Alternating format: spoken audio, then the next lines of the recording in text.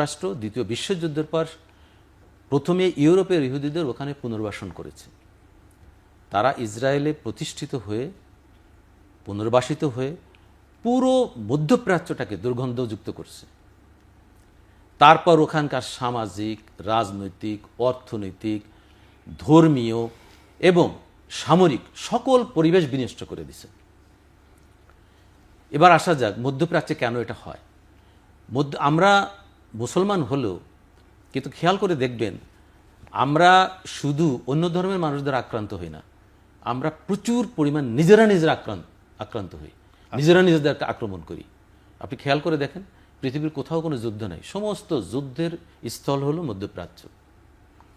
এবং ইসরায়েলকে ওখানে আমেরিকা পাঠিয়েছে যে সারা বছর যেন ওখানে একটা গণ্ডগোল, ওখানে একটা অস্থিতিশীলতা বিরাজ করে, এবং এটা থাকলে আমেরিকা এবং উন্নত বিশ্ব অর্থাৎ ইউরোপের স্বার্থ সংরক্ষণ করতে সুবিধা হয়।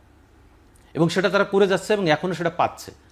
একমাত্র এখন ডাক্তার জাহেদ যেটা বললেন যে ইরান একমাত্র দেশ যাকে এখনও যুক্তরাষ্ট্র বা পুরো ইউরোপ তাদের কবজায় নিতে পারেনি। এখন ইরানের কিছু ছোট ছোট ইন্টারেস্ট গ্রুপ আছে, যেমন উনি বললেন হেজবুল্লাহ, তারপরে হামাস, তারপরে ইয়েমেনের কিছু ইরাই কিছু আছে যারা প্রক্সি যুদ্ধ করে ইরানের পক্ষে ইসরায়েলের সাথে।